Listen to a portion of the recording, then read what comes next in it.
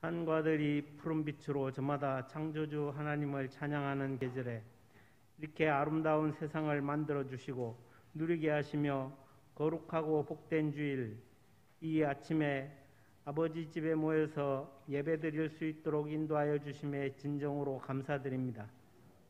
이 시간 이 자리에 영으로 임하시는 하나님 아버지께 온 몸과 마음과 정성을 다해 드리는 예배, 신령과 진정으로 드리는 예배 되도록 모든 순서를 인도하여 주시옵소서. 하루에도 몇 번씩 세상 유혹에 넘어지는 연약한 모습과 세상살이에 지치고 고난 모습 그대로 하나님께 나왔사오니 우리의 연약함을 긍휼히 여기시고 위로하여 주시고 죄와 허물을 용서하여 주시옵소서. 주님께서 친히 우리의 심령을 어루만져 주시고 믿음을 더하여 주시며 날마다 새로운 힘을 부어 주셔서 착하고 충성된 모습으로 하나님 나라 확장에 보탬이 되는 일꾼으로 거듭나도록 도와주시옵소서. 호국 보훈의 달 6월을 맞이하여 이 시간 특별히 나라와 민족을 지키기 위하여 목숨을 바친 분들을 기억하며 또한 환난과 시험 속에서도 끝내 믿음을 굳게 지킨 믿음의 선진들을 본받아 살아가기를 결단하며 기도하는 시간 되게 하여 주시옵소서. 6.25 전쟁으로 희생된 영웅들의 숭고한 죽음이 헛되지 않도록 저희가 민족의 안보를 지킬 수 있는 후손들이 되게 하옵소서. 이 민족을 붙들어 주시는 하나님 아버지, 일찍이 선교사들을 통하여 복음을 심어주심 감사합니다. 그 많은 외세 침략과 재난 속에서도 우리나라 우리 민족을 버리지 아니하시고 끝까지 지켜주신 하나님 아버지, 끊임없는 고난과 시련의 아픈 역사를 살아온 이 땅의 백성들을 지금까지 보살펴 주신 하나님 은혜에 참으로 감사드립니다. 이 나라를 긍휼히 여기시어 공의로운 나라로 모든 국민이 존중받는 나라로 인간의 생각이 아니라 하나님의 섭리에 의해 다스려지는 귀한 나라로 주님을 중심으로 하나 되는 나라로 세워 주시옵소서. 주님, 코로나19 백신 도입과 예방접종으로 계속 확산되던 코로나 어두운 터널을 지나 빛이 보이게 하시니 감사합니다. 많은 사람들에게 예방접종하여 집단 면역이 형성되도록 인도하여 주시옵소서. 우리 성도들의 신앙생활 속에도 활력을 되찾게 하시고 무엇보다 하루속히 공예배가 회복되게 하시고 감염병과 경제적 위기를 넉넉히 극복하게 하여 주시옵소서. 보혈의 피로 세우신 교회의 머리가 되신 주님, 우리동 제일교회를 축복하시고 사랑하여 주시니 감사합니다. 우리 교회가 봉사와 전도를 통하여 지역사회와 성도들 모두에게 다정한 이웃이 되게 하시고 세계 열방에 그리스도의 사랑을 실천하게 하시니 감사합니다. 항상 깨어 기도하며 열심히 전도하는 저희들이 되게 인도하여 주시고 신령한 하나님 은혜가 늘 충만한 교회가 되도록 축복하여 주시옵소서. 하나님 아버지, 지난 상반기 우리 교회를 불꽃 같은 눈으로 지켜주시고 일마다 때마다 지켜주시고 인도하여 주신 은혜에 감사드립니다. 이 시간 특별히 주의 손을 의지하여 회복의 역사가 일어나기를 기도합니다. 질병으로 노환으로 고통과 두려움 속에 치료하며 하루하루를 보내고 있는 성도들이 있습니다. 주님께서 안수하시어 하루속히 완쾌되게 하여 함께 예배드릴 수 있도록 인도하여 주시옵소서.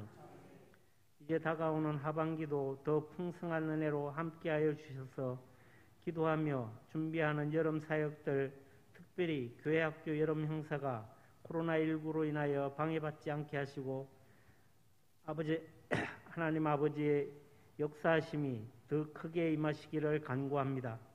우리 교회가 뿌리는 말씀과 복음의 씨앗이 풍성한 열매를 맺을 수 있도록 하나님께서 친히 함께하여 주시고 권능의 손으로 우리를 도와주시옵소서. 교회학교를 맡아서 섬기며 수고하는 교육자와 교사들 모두에게 하나님의 지혜를 더하여 주시고 성령 충만케 하사 어린 영혼들을 지도하며 주님의 말씀으로 양육할 때 부족함이 없도록 도와주시옵소서. 우리들의 작은 섬김으로 말미암아 땅끝까지 복음이 전파되고 믿는 자의 수가 날마다 더해지며 하나님 나라가 날마다 확장되게 하여 주시옵소서. 하나님 아버지, 우리 교회를 이끌어 가시는 담임 목사님, 우리가 영적으로 바른 길 갈 수 있도록 말씀과 기도로 양육하여 주심을 감사드립니다. 담임 목사님에게 날마다 새로운 진리의 말씀을 허락하여 주시고 그 말씀을 담대히 선포할 수 있도록 강한 손으로 붙잡아 주시옵소서. 담대히 말씀을 선포할 때 듣는 이마다 그 말씀을 하나님의 말씀으로 받고 그 말씀에 순종하며 살아가는 복된 인생 다 되게 하여 주시옵소서. 복된 날 복된 자리에 함께 모여 예배드리는 우리 모두 하나님이 주시는 참된 평안과 안식을 누리게 하여 주시고 아름다운 찬양으로 하나님께 영광 돌리는 성가대와 예배 순서를 맡아 섬기는 손길마다 그에 합당한 은혜와 복을 더하여 주시옵소서. 이런저런 형편과 피치 못할 사정으로 오늘 예배에 참석 못한 지체들도 다음 주일에는 함께 모여 예배드릴 수 있도록 발길을 인도하여 주시옵소서. 오늘 드리는 예배마다 하나님이 기뻐 받으시는 예배가 되기를 간구하오며 죄에서 우리를 구원하여 주신 예수 그리스도의 이름으로 기도드립니다. 아멘.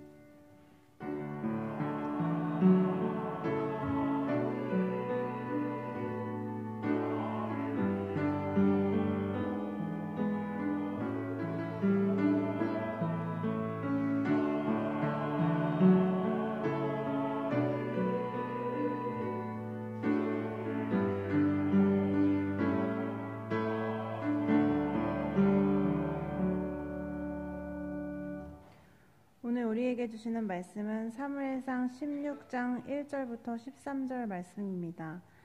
제가 가진 성경 433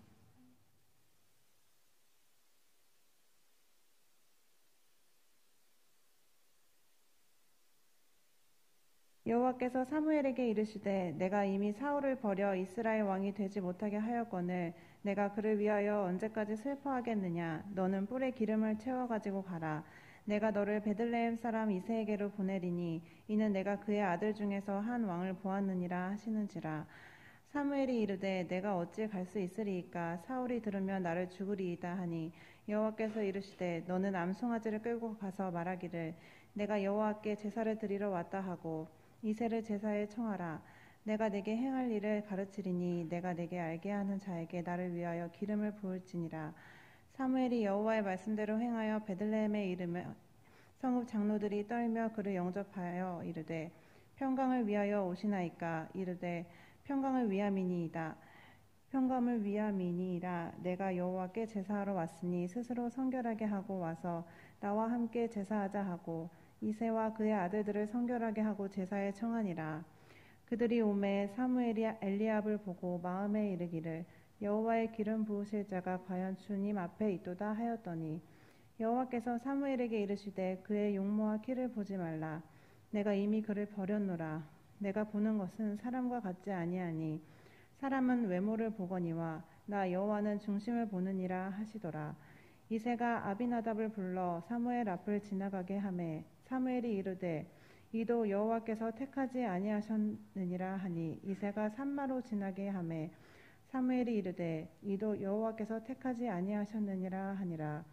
이새가 그의 아들 7을 다 사무엘 앞으로 지나가게 하나 사무엘이 이새에게 이르되 여호와께서 이들을 택하지 아니하셨느니라 하고 또 사무엘이 이새에게 이르되 내 아들들이 다 여기 있느냐. 이새가 이르되 아직 막내가 남았는데 그는 양을 지키나이다. 사무엘이 이새에게 이르되 사람을 보내어 그를 데려오라. 그가 여기 오기까지는 우리가 식사 자리에 앉지 아니하겠노라. 이에 사람을 보내어 그를 데려오매 그의 빛이 붉고 눈이 빼어나고 얼굴이 아름답더라.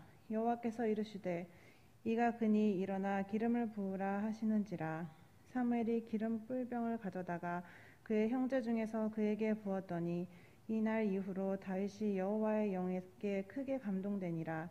사무엘이 떠나서 라마로 가니라. 아멘. 이는 하나님의 말씀입니다.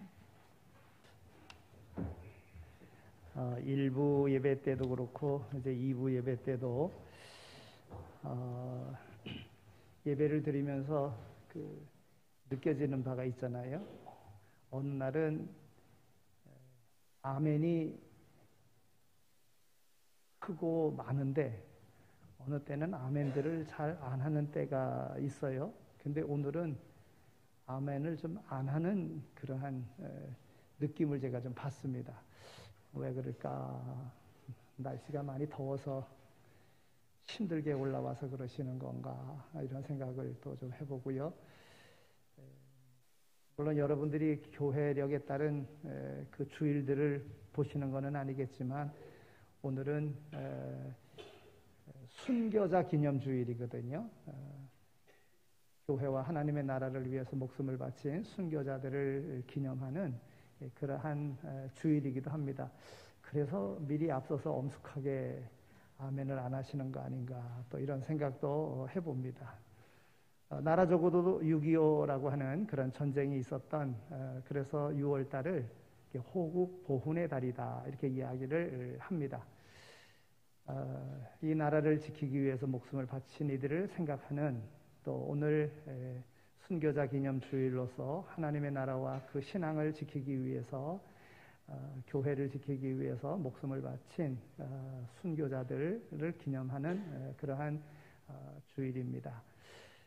날씨도 더운데 이렇게 하나님 전에 나와서 예배드릴 수 있도록 이 예배자가 되는 데까지 결정하는 데에도 여러분들의 삶에 많은 그런 힘든 일들이 있었을 겁니다. 사실 예배드린다는 것은 쉬운 일이 아니거든요.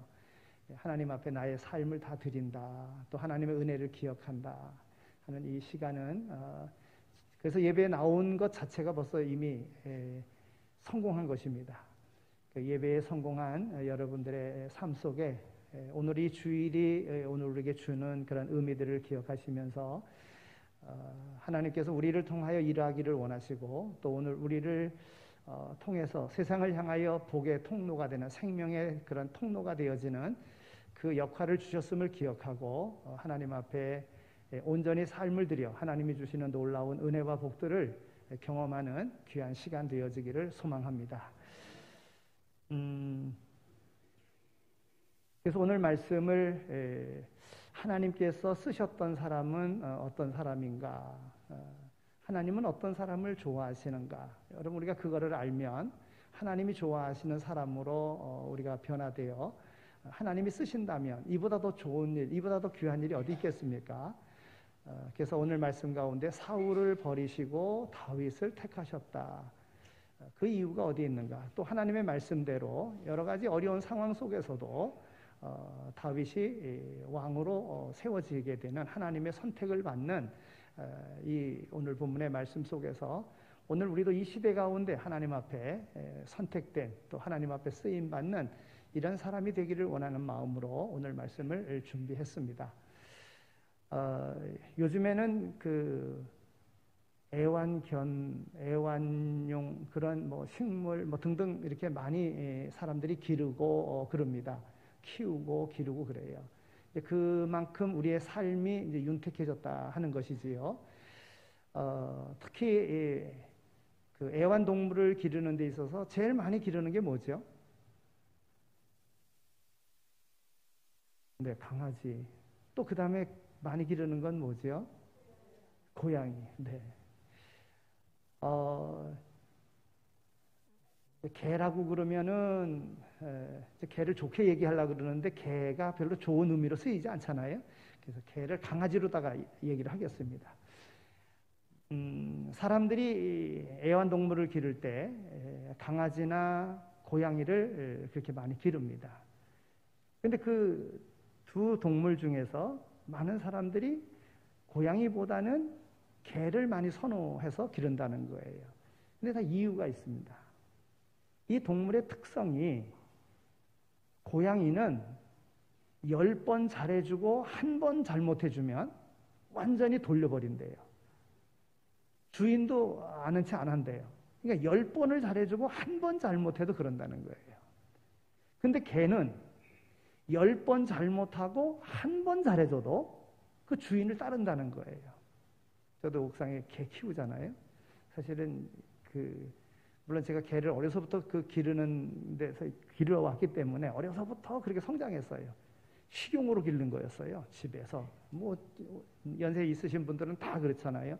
집에서 기르는 돼지, 개 이런 거는 다 식용으로 길렀던 거 아니겠습니까? 식용으로 못하니까 요즘에 어떤 문제가 생깁니까? 기르다가 못 기르는 개들 산에다 버려가지고 들개들이 지금 이제 뭐 완전히 닭들 해치고 뭐 농작물 뭐 그냥 온갖 지금 사람들을 위협하고 등산객들 위협하고 물어 죽이기도 하고 이런 현상들이 나타나는 거예요. 그러니까 하나님이 정해주신 이치가 있거든요. 그러니까 어려서부터 개를 키웠기 때문에 제가 개를 이렇게 좀 좋아하는 게 있어요. 그래서 근데 이제 목적은 뭐냐면 짬밥을 좀 치우고자 하는 그 반찬 남은 거를 없애고자 하는 게 첫째고, 두 번째는 개랑 더불어 좀 산책하면서 등산 혼자 하는 것보다는 그래서 개랑 하는 게 좋겠다 이런 생각 속에서, 근데 많이 못 갑니다. 일주일에 한 번 가기가 좀 힘든데 그래서 이제 개를 이렇게 같이 키우고 있는 것입니다. 개와 고양이의 차이. 그런데 개는 이와 같이 10번을 잘못해도 한 번 잘해주면 그 한 번 잘해주는 것으로 주인 배반하지 않고 주인 따른다는 거예요. 저도 간혹 발로 차기도 하고요. 어떨 때 때리기도 하고요. 막 그러거든요. 그래도 동물 학대하는 건 아닙니다. 그러니까 그런데 계속 올라가기만 하면 좋아해요. 좋아해요.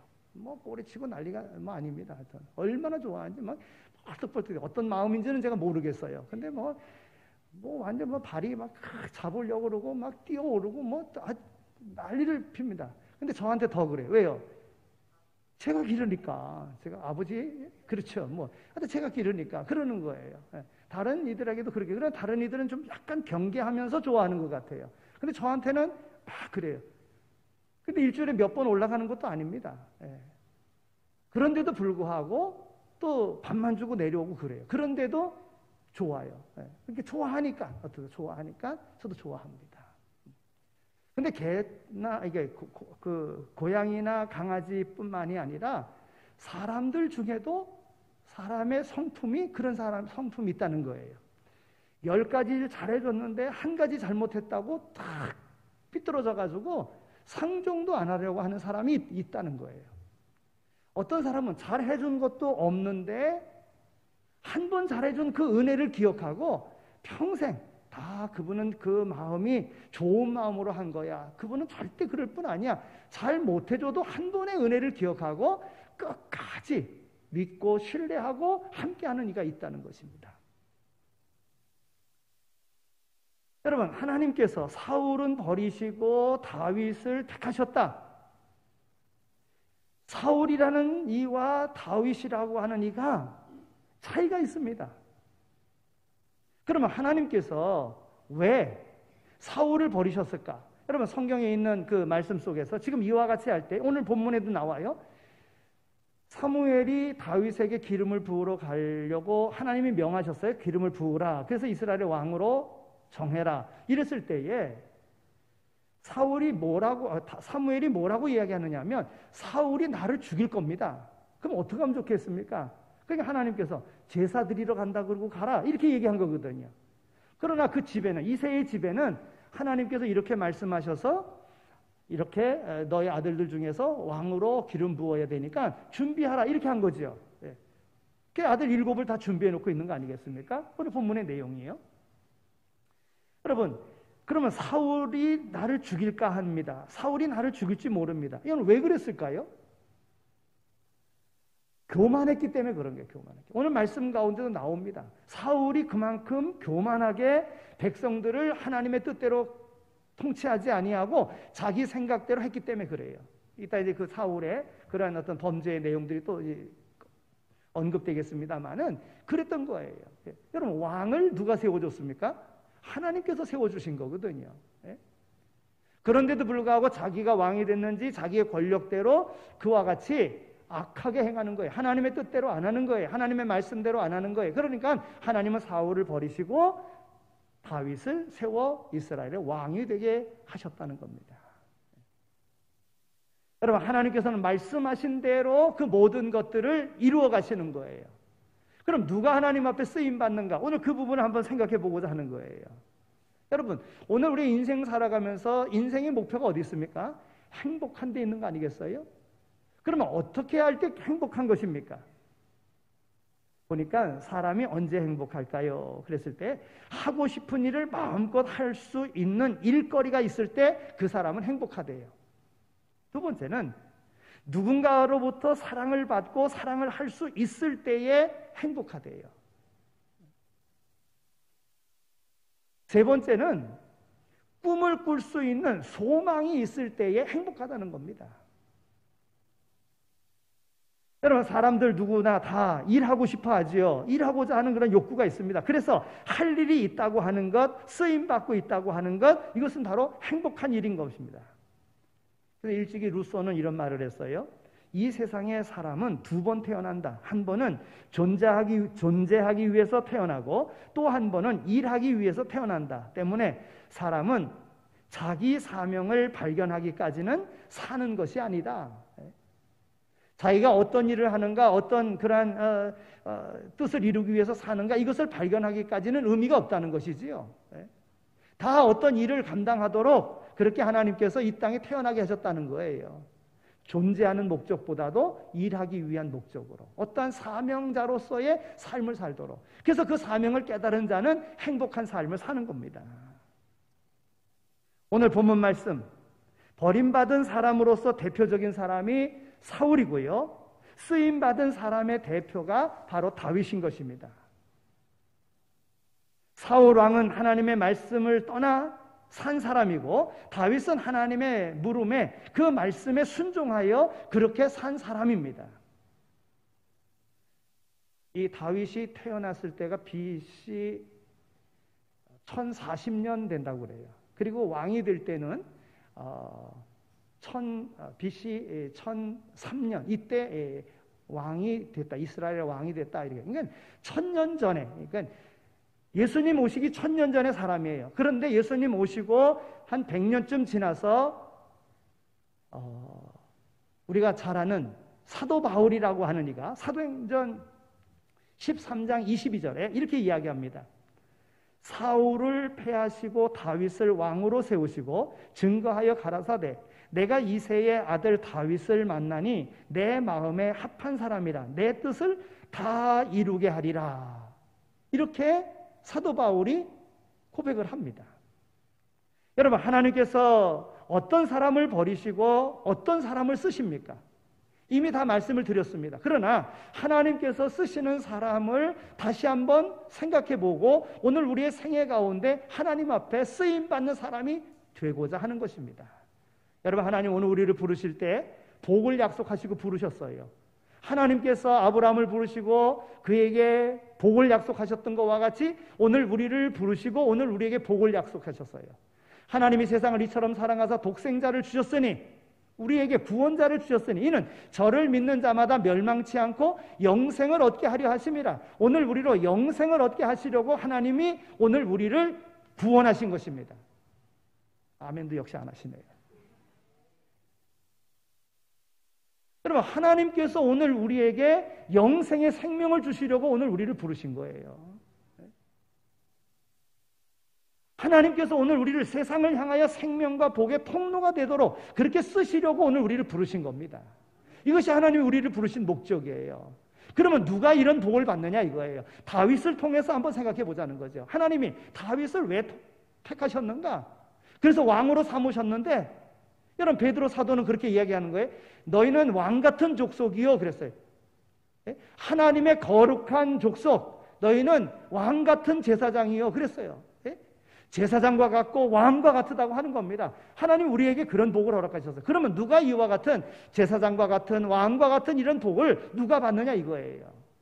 오늘 말씀을 통해서 보면 첫 번째, 하나님은 약한 자를 쓰신다는 거예요. 약한 자를 쓰신다. 하나님이 다윗을 쓰신 첫 번째 이유는 가정에서 존재감도 없는 약한 자를 들어서 쓰셨다는 것입니다. 오늘 보면 16장에 있는 말씀을 보면요, 사무엘이 하나님의 명령을 받고는 이새라고 하는 사람의 집으로 갑니다. 여러분, 이새는 7 아들들을 함께 몸을 성결케 하고 사무엘 앞에 서게 합니다. 그러나 그 7 아들이 다 지나가도록 하나님은 응답하시지 않는 거예요. 내가 택하지 아니하였다. 내가 택하지 아니하였다. 7이 다 지나가도록 택하지 아니했다는 거예요. 다윗은 이새의 아들 8번째 되는 막내 아들입니다. 근데 아버지도 그 아들은 별로로 생각했어요. 그래서 왕이 될 그런 면접 시험에도 빼뜨렸어요. 그 정도로 약한 자였습니다. 그와 같이 빼놨어도 아들의 권위를 이야기할 수 있을 정도로 왜 나는 빼놓습니까? 이야기할 수도 없는 그런 가운데 정말 약한 자였어요. 7을 다 보냈어요. 그런데 하나님은 이를 택하지 않아야 했다고? 그러니까 사무엘이 뭐라고 그럽니까? 내 아들들이 다 여기 있느냐? 그럽니다. 그러니까 이새가 대답하기를 오늘 11절에 있는 말씀을 보면 아직 말째가 남아있는데 그는 양을 치니이다 그랬어요. 말째가 남아있는데 그는 양을 친다. 여러분, 여기 말째라고 하는 말은 단순히 형제 서열상으로 마지막이라고 하는 말이 아닙니다. 사람들 앞에 약자였음을 의미하는 것입니다. 그러나 하나님은 그를 택했습니다. 하나님 앞에 쓰임받기를 원하십니까? 자기 자신이 말째임을 알아야 됩니다. 약한 자임을 알아야 되는 거예요. 하나님은 교만한 자를 대적하시고 약한 자로 하나님은 쓰신다고 하는 것입니다. 사울을 왜 버렸다고요? 교만해서. 다윗을 왜 택했다고요? 약했기 때문에. 여러분, 상대적으로 그런 게 있어요. 힘 있는 사람은 약자를 좋아합니다. 약자를 보호하려고 하는 게 있습니다. 이게 진정한 힘 있는 자의 모습인 거예요. 저도 제 아내랑요 할 때 아내가 약할 때 사랑스러워요. 근데 아내가 좀 힘이 있게 나오면은 미워요.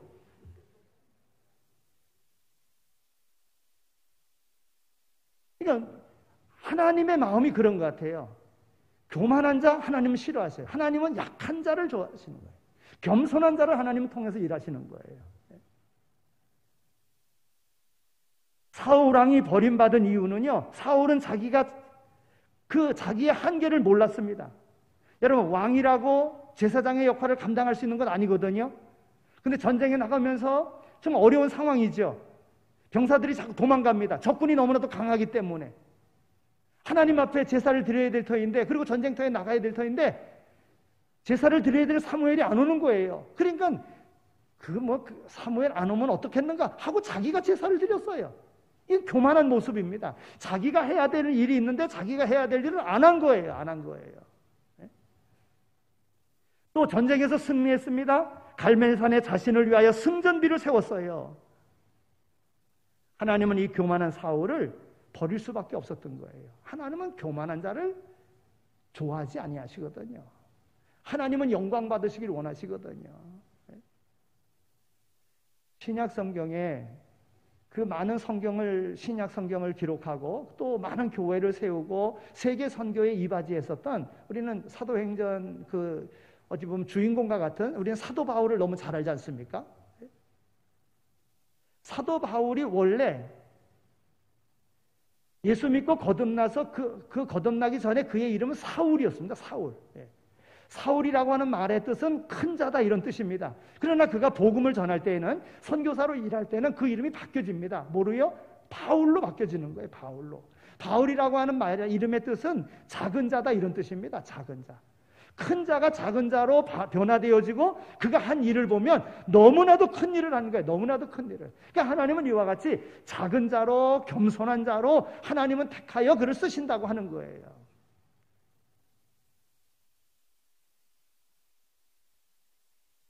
하나님은 그가 큰 자로 남아있을 때 친히 나타나 대적하셨고요, 작아질 때에 크게 들어 쓰셨습니다. 하나님은 겸손한 자를 쓰십니다. 작은 자에게 은혜를 베푸십니다. 스스로 말째라고 여기는 사람을 하나님은 첫째로 삼아주시는 거예요. 그런 은혜가 여러분들에게 있어지기를 소망합니다. 오늘 11절에 있는 말씀, 말째가 남았는데 그가 양을 지키나이다 그랬어요. 양을 지키나이다. 여러분, 이 말을 좀 이해하려고 하면 오늘 우리가 뭐 목축업을 하면 그런 나라가 아니니까 좀 상상력을 좀 동원을 해야 됩니다. 여러분, 이 말에 말재가 하나 있는데 이 말은 그는 만나봤자 신통치 않습니다. 이런 말이에요. 그는 아이 아닙니까? 이런 말이에요. 별로 신통하지도 않은 아이라는 거예요. 뭐 굳이 만나볼 필요도 없습니다. 말재가 있는데 그는 양을 치니이다. 지금 이렇게 말하고 있는 거예요. 여러분, 이것은 아버지 이세만의 생각이 아니었습니다. 형들의 생각도 그러했어요. 말재야, 우리 형제들 가운데에 임금이 나올지 몰라. 우리는 사무엘 선지자를 만나러 간다. 너 여기서 양이나 치고 있거라. 이 무슨 말입니까? 너는 아직 왕 깜도 안 되고 너는 그런 일이 있지도 않을 거야. 그러니까 넌 여기서 양이나 치고 있어라. 이러고 갔어요. 7 형들이. 그러고 갔습니다. 이것은 형들만의 생각도 아닙니다. 다윗 자신도 그렇게 생각을 했다는 거예요. 분명 난 아니야. 난 그저 심부름꾼이야. 난 그저 양이나 치고 있으면 돼. 다윗 자신도 그렇게 생각을 한 것입니다. 보십시오. 그의 부모는 그를 부정했습니다. 인정하지 않았습니다. 그의 형제들도 그를 인정하지 않았습니다. 뿐만 아니라 그 자신도 자신을 부정했습니다. 그러나 하나님은 그를 인정했습니다. 12절에 있는 말씀을 보면 하나님이 말씀하십니다. 이가 그니 일어나 그에게 기름을 부으라. 하나님은 말씀하시는 거예요. 바로 여기 우리가 하나님께 쓰임받는 비결이 있습니다. 세상 모든 사람들이 아니라 하고 자신마저도 아니라 할지라도 하나님께서 허락하시면 하나님의 사람, 하나님의 사역자로 쓰임받을 수 있다는 것입니다. 또 아멘 안 하시네요. 하나님께 쓰임받기 쉽지 않아요? 우리는 알게 모르게 우리의 마음속에 나는 돈이 없으니까 교회 일 할 수 없다. 나는 힘이 없으니까 교회 일 할 수 없다. 나는 직분 안 맡았으니까 교회 일 할 수 없다. 천만에요. 돈으로 교회 일하는 거 아닙니다. 힘으로 교회 일하는 거 아닙니다. 직분으로 교회 일하는 거 아닙니다. 하나님은 작은 자를 통해서 일하신다는 거예요. 여러분, 나라를 지킨 사람들, 교회를 지킨 사람들, 순교한 사람들, 그렇게 힘 있는 사람들이 순교한 것 아닙니다. 나라를 위하여 충성한 사람들이 순교했던 거예요. 우리는 그들의 넋을 잊어서는 안 돼요. 그들의 그 정신을 우리는 잊어서는 안 됩니다. 이 땅에 하나님의 나라를 세우기 위하여 순교의 길까지도 걸어갔었던 이들의 그 믿음을 우리는 이어가야지만이 되는 거예요. 두 번째로 하나님은 자기를 지킬 줄 아는 사람을 쓰신다는 거예요. 오늘 우리를 주목시키는 단어가요, 그가 양을 지키니이다라고 하는 말이에요. 여러분, 이새의 아들 가운데 왕이 나온다면 다윗도 관심을 가지고 쫓아왔을 법도 한데 다윗은 양을 지키고 있었습니다. 묵묵히 자기가 맡은 일에 충성을 다하고 있었습니다. 여러분, 하나님의 일은 높은 것도 없고 낮은 것도 없습니다. 귀한 것도 없고 천한 것도 없습니다. 자신이 맡은 그 자리에서 최선을 다하면 하나님이 기억하시고 축복하시는 것입니다. 어떤 일은 귀하고 어떤 일은 천하고 어떤 일은 높고 어떤 일은 낮고 없습니다. 하나님의 일에 최선을 다하면, 크든 작든 그 일에 최선을 다하면 하나님께서 그 말씀하신 대로 약속하신 복을 주시는 거예요. 여러분, 성경에 보십시오. 하나님이 쓰셨던 사람들, 언제나 자기 일에 성실한 사람들이었어요. 누구를 들을까요? 성경에 성공적인 인생을 살았던 사람들, 하나님 앞에 쓰임받았던 사람들, 하나같이 자기에게 주어진 일에 충성할 때 하나님이 부르셔서 하나님이 쓰셨어요. 여러분, 요셉, 물론 한 지파의 대표지요. 근데 대표가 될 수도 없는 그런 상황에까지 이르렀어요. 형제들에게 미움을 받고 팔려가고 억울하게 옥에 갇히고, 그런데 옥에 갇혔어도 성실하게 자기에게 맡겨진 일을 감당할 때 하나님께서는 그를 바로 앞에 세우시고 그를 애굽의 총리가 되게 하시는 거예요. 민족을 구원하는 자로 삼으신 거예요. 오늘 기름 붓는 이 일을 담당하는 사무엘 선지, 그는 어땠습니까? 그도 자기에게 주어진 일을 감당하여 성전에서 자면서까지 성실하게 감당할 때에 하나님께서 하나님의 음성을 들려주시는 거 아니겠습니까? 여러분, 어떤 선지자가 두 왕에게 기름을 붓습니까? 사울 왕에게도 기름을 부었지요. 다윗 왕에게도 기름을 부었지요. 어떤 선지자가 이런 일을 했습니까? 그가 그에게 맡겨진 일을 성실하게 감당했을 때 하나님이 그를 그렇게 쓰신 거예요. 엘리사는 언제 부름받았습니까? 그가 소 2겨리로 밭을 갈고 있을 때, 그때 엘리야 선지자가 하나님의 영에 감동되어 나를 따르라고 이야기하고 후계자로 만드는 거예요. 밭 갈고 있었어요. 밭 갈고 있었어요. 베드로는 언제 부름을 받았습니까? 어부로서 자기의 맡겨진 일을 감당하는, 고기 잡는 그 현장에서 주님께서 부르신 거예요. 나를 따르라. 내가 이제는 너로 사람 낚는 어부가 되게 하리라. 낮은 자리에서 자기에게 맡겨진 일에 성실하게 일할 때 하나님 부르셨다는 거예요.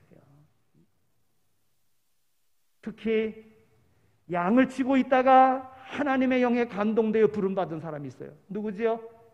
물론 오늘 다윗도 그러합니다마는 모세도 그랬어요. 미디안 제사장의 그 양무리들을 치고 있을 때 하나님의 영이 감동되어 하나님께서 내 백성을 구원해내라고 그렇게 모세를 부르시는 것 아니겠어요? 호렙산에서 말입니다. 양을 치고 있을 때. 그리고 오늘 말씀 다윗에게 양을 치고 있었다. 그는 양을 치고 있었다. 그랬을 때에 여기는 영적인 의미가 또 부여될 수도 있는 겁니다. 이제 앞으로 이스라엘 백성들, 양 같은 이스라엘 백성들을 이끌어내고 그들을 잘 다스릴 왕으로 삼고자 하시는 그런 의미가, 그가 양치고 있었다고 하는데 의미를 담을 수가 있는 것입니다. 하나님은 오늘도 자신이 맡은 자리에서 최선을 다하는 사람을 쓰십니다. 하나님께서는 무식한 사람도 쓰십니다. 무능한 사람도 쓰십니다. 죄가 많은 사람도 쓰십니다. 그러나 책임감이 없는 사람, 성실하지 못한 사람은 쓰시는 법이 없습니다. 책임감이 있어야 돼요. 직분에 대한 책임, 사명에 대한 책임, 내가 회사에 나가든 어떤 일을 감당하든 거기서 책임감이 있는 사람을 하나님은 쓰시는 거예요. 그와 더불어 함께 하시는 거예요. 그러니 에게 하나님은 복을 주시는 거예요. 어떤 복이요? 양치는 자를 왕이 되게 하는 그런 복을 주시는 거예요. 그런 복을 다 받아 누릴 수 있게 되어지기를 소망합니다. 또 한 가지를 더 생각하자면 오늘 7절에 있는 말씀을 보면 여호와께서 사무엘에게 이르시되 그 용모와 신장을 보지 말라. 나의 보는 것은 사람과 같지 아니하니 사람은 외모를 보거니와 나 여호와는 중심을 보시느니라. 그랬어요. 나는 중심을 본다 그랬어요. 여러분, 오늘 이 시대를 무엇으로 이야기할까요? 외모를 최상으로 생각하는 시대가 오늘 이 시대가 아닌가 생각을 합니다. 외모 지상주의. 돈 많은 것 우선으로 하고 권력 높은 것 우선으로 하고 예쁜 것 우선으로 하고 거기다 목숨까지 겁니다. 네. 그러나 다 지나갑니다. 다 지나가요. 물론 하나님이 주신 몸을 어느 정도 건강하고 아름답게 지키는 것 좋은 일이지요. 그러나 중심을 가꾸는 일은 그 무엇보다도 중요하다는 거예요. 왜요? 하나님이 중심을 보시니까. 이새의 7 아들을 다 거절하신 하나님께서 다윗의 중심을 보신 거예요. 다윗의 중심이 어땠다는 이야기입니까? 다윗의 중심에 무엇이 있었다는 말입니까? 오늘 본문에 보면, 오늘 본문에서 한 장도 넘어가서 그 17장에 보면 이제 그 기름을 부음 받고 난 다음에 이제 다윗이 블레셋 골리앗과 더불어 함께 전투하는 그런 일이 벌어집니다. 골리앗과 더불어 장수와 더불어 어른과 더불어 아이가 전투하는 그런 싸우는 그런 모습이 나옵니다. 그때 다윗은 그 마음 중심에 누가 있었느냐? 하나님이 있었어요. 하나님이 약속하신 말씀이 있었어요. 그래서 그가 이야기합니다. 너는 칼과 창과 단창으로 나오거니와 나는 만군의 여호와의 이름 곧 네가 모욕하는 이스라엘 군대의 하나님의 이름으로 네게 가노라 그랬어요. 또 이어지는 말씀 가운데 보면 여호와의 구원하심이 칼과 창에 있지 아니함을 이 무리로 알게 하리라.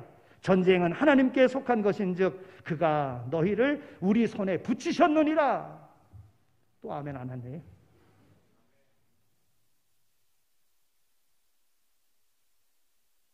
여러분, 칼과 창은 뭡니까? 외형적인 겁니다. 외적인 힘인 거예요. 다윗이 그러한 힘을 가지고 나간 것 아닙니다. 하나님을 의지하는 그 마음 중심에 하나님이 계심을 가지고 나간 거예요. 그래 이겼습니다. 여러분, 그 시대나 오늘 이 시대나 하나님은 동일하십니다. 오늘 연약하면 연약할수록 하나님은 더 가까이 계시고 더 쓰기를 원하신다는 거예요. 이런 마음으로 하나님 앞에 나가야 되는 거예요. 다윗은 철저히 하나님 중심적인 그런 삶을 살았습니다. 그는 하나님을 두려워하고 하나님의 능력만 믿었습니다. 다윗이 무서워한 것은 블레셋의 거인이 아닙니다. 적군의 힘이 아닙니다. 오직 하나님이 나를 지켜주시는 그러한 하나님이시라고. 그래서 골리앗도 아무 문제될 것이 없다고 하는 이런 마음으로 나갔어요. 다윗이 이런 마음을 가지고 전쟁에 나갔다고 하는 것은요, 사무엘상 15장 23절에 있는 말씀을 보면 하나님의 말씀을 버렸으므로 나도 저를 버렸다. 사울을 버렸을 때 말입니다. 그가 하나님을 버렸으므로 나도 그를 버렸다. 그러나 반대로 하나님을 의지하니 나도 그를 붙잡아 주신다. 이게 하나님의 뜻인 거예요. 하나님은 하나님을 높이는 다윗의 마음을 보셨습니다. 하나님을 의지하는 그 마음을 보셨습니다. 하나님을 사랑하는 그 중심을 보셨습니다. 그래서 사울은 버린 거예요. 하나님을 의지하지 않으니까. 하나님의 말씀을 버렸으니까. 그러나 다윗은 하나님의 말씀을 의지하고 하나님을 높이니까 하나님이 그를 사용하신 것입니다. 말씀을 맺겠습니다. 오늘 마지막 13절에 있는 말씀을 보면 다윗이 사무엘 선지자로부터 기름을 부음 받았을 때에 이날부터 다윗이 여호와의 신에 크게 감동되니라 그랬어요. 여러분, 여호와의 신이 뭡니까? 성령입니다. 성령님께서 이제 함께 하시는 거예요. 하나님의 영에 충만히 감동되어지면 우리가 어느 순간 한 가지 사건, 성령의 그러한 역사하심을 체험하는 그 순간, 그 한 가지 사건으로 하나님만 의지한다면 하나님께서는 오늘 우리를 사용하실 겁니다. 10번을 잘못해 주신다고 할지라도 여기에는 하나님의 뜻이 있는 것이다. 그것을 내가 깨닫는다면 하나님께서 오늘 우리를 통하여 복의 통로로 삼아주시는 거예요. 그런데 베풀어 주신 10번의 은혜도 깨닫지 못하고 한 번 하나님이 우리를 연단하시기 위하여, 우리를 훈련하시기 위하여 좀 어려움에 처하게 하셨는데 이것을 원망하고 불평하면 하나님은 그를 쓰시지 않는다는 거예요. 그래서 다윗은요, 하나님의 영에 충만하게 감동되어서 하나님 앞에 범죄했을 때, 또한 하나님이 떠나실까 봐 염려되어질 때 그가 고백하면서 쓴 시가 시편 51편인데요. 시편 51편 11절에 있는 말씀을 보면 나를 주 앞에서 쫓아내지 마시고 주의 성신을 내게서 거두지 마소서. 다윗은 궁궐에서 쫓겨나는 것보다도 주 앞에서 쫓겨나는 것을 두려워했습니다. 다윗은 왕관을 거두어가는 것보다도 성령을 거두어 가시는 것을 두려워했습니다. 재물과 권세를 빼앗아가는 것보다도 주의 은혜를 빼앗아가는 것을 두려워할 줄 아는 그런 삶을 살았습니다. 성경은 분명하게 기록하여 우리에게 전달합니다. 여호와께서 그와 함께 계시더라.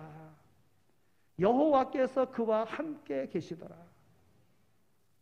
다윗은 하나님의 말씀은 어떤 일이 있어도 어겨서는 안 된다는 생각을 가지고 살았습니다. 하나님이 하시는 그 일은 어떤 경우에도 파괴할 수 없다는 하나님 중심적인 사고방식을 가지고 살았습니다. 하나님이 세운 사람이 모독한다는 것은 하나님에 대한 망령된 행위라고 믿고 그렇게 살았어요. 그래서 사울 왕을 죽일 수 있는 기회가 있었는데도 불구하고 하나님이 세우셨는데 그건 하나님이 벌하실 것이지 내가 그를 죽일 것 아니다. 나의 편함을 위해서 내가 죽일 것 아니다. 그러니까 하나님께서 다 전쟁터에 나가서 그와 그 아들들을 다 죽게 만드는 것 아니겠습니까? 하나님의 행동만 기다렸어요. 하나님의 개입하심, 하나님의 행동하심, 이것을 믿고 기다렸어요. 하나님이 정하신 때에 그를 훈련 다 시키신 다음에, 여러분 거의 한 15년 동안을 사울이 죽이려고 그러잖아요. 하나님이 다윗을 계속적으로 하나님을 의지하는 그 약한 자, 그래서 하나님을 의지하는 그 사울이 계속 죽이려고 하잖아. 하나님께서 다윗과 더불어 함께 하심에 자기의 그런 삶과 비교해 보니까 너무나도 초라해서 죽이면 내가 좀 낫겠다는 생각에 죽이려고 계속 하지만 그 과정은요, 온 나라 구석구석을 돌아다니면서 이제 왕이 되어서 이스라엘을 어떻게 다스려야 할 것인가를 알게끔 하시는 하나님의 훈련의 과정이었다는 거예요. 하나님의 말씀대로 다윗은요, 그 왕이 죽이려는데 어떻게 견뎌낼 수 있고 어떻게 살아날 수 있겠습니까? 그러나 하나님은 하나님의 말씀대로 다윗을 세우시고 다윗이 왕이 되게 만드셨다고 하는 거예요. 말씀을 맺습니다. 이 더운 여름에 하나님 전에 와서 하나님 앞에 예배드리며 세상적인 생각으로 하나님 앞에 세상적인 방법으로 승리하는 삶을 살겠다고, 세상 사람들에게 보이기 위한 이러한 삶을 살겠다고 그렇게 예배드릴 때는 하나님이 그 예배 받지 아니하십니다. 겸손한 마음으로 나는 약한 자입니다. 하나님 없이는 안 됩니다. 주의 성령을 내게서 거두지 마시옵소서. 나는 하나님만 있으면 됩니다. 하나님만 하고 하나님 앞에 나올 때 하나님께서는 그를 붙잡아 주시고 그를 사용해 주실 줄로 믿습니다. 하나님은 세상에 강한 자를 버리십니다. 교만한 자를 버리십니다. 약한 자, 겸손한 자 통해서 하나님의 역사는 이루어 갑니다. 하나님께서 우리 교회를 통해서 우리 여러 성도님들을 통해서 그런 아름다운 역사가 일어나기를 소망합니다. 하나님 아버지 감사합니다. 저희들을 불러주셔서 이와 같이 하나님 전에서 오늘 하루 시작하게 하여 주신 것 감사합니다. 우리에게 주어진 이 일주일의 삶, 하나님 의지하고 살기를 소망합니다. 하나님 의지함으로 하나님이 주시는 놀라운 복을 이번 주간에도 경험하게 하여 주옵소서.